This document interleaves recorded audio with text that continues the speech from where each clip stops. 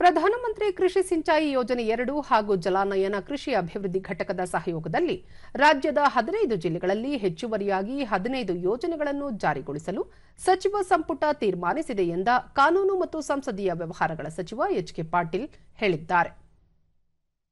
ಮುಖ್ಯಮಂತ್ರಿ ಸಿದ್ದರಾಮಯ್ಯ ಅವರ ಅಧ್ಯಕ್ಷತೆಯಲ್ಲಿ ನಡೆದ ಸಚಿವ ಸಂಪುಟದ ಸಭೆಯ ನಂತರ ಅವರು 15 ತಾಲೂಕುಗಳಲ್ಲಿನ 39,413 ಹೆಕ್ಟೇರ್ ಪ್ರದೇಶದಲ್ಲಿ 90 ಕೋಟಿ ರೂಪಾಯಿ ವೆಚ್ಚದಲ್ಲಿ ಈ ಯೋಜನೆಗಳನ್ನು ಜಾರಿಗೊಳಿಸಲು ಸಂಪುಟ ಅನುಮೋದನೆ ನೀಡಿದೆ ಎಂದರು.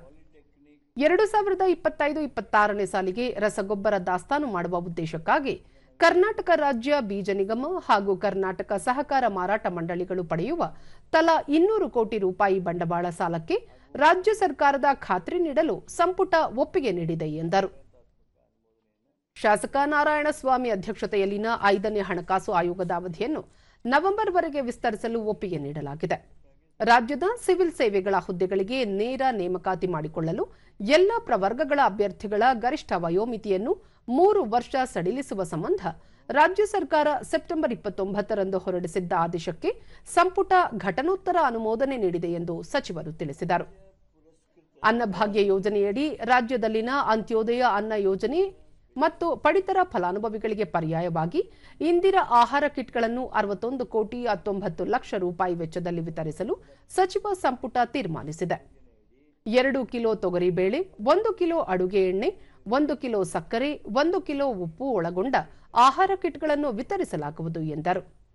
ರಾಜ್ಯಾದ್ಯಂತ ಸರ್ಕಾರಿ ಕಚೇರಿಗಳು, ಗಾರ್ಮೆಂಟ್ಸ್, ಬಹುರಾಷ್ಟ್ರೀಯ ಕಂಪನಿಗಳು, ಮಾಹಿತಿ ತಂತ್ರಜ್ಞಾನ ಮತ್ತು ಇತರೆ ಖಾಸಗಿ ಕೈಗಾರಿಕೆಗಳು ಸೇರಿದಂತೆ ಇತರ ಎಲ್ಲ ವಲಯಗಳಲ್ಲಿ ಕೆಲಸ ಮಾಡುವ ಮಹಿಳೆಯರಿಗೆ ಪ್ರತಿ ತಿಂಗಳು 1 ದಿನದ ವೇತನ ಸಹಿತ ರಜೆ ನೀಡುವ ಋತುಚಕ್ರ ರಜೆ ನೀತಿ 2025 ಜಾರಿಗೊಳಿಸಲು ಸಂಪುಟ ಸಮ್ಮತಿಸಿದೆ.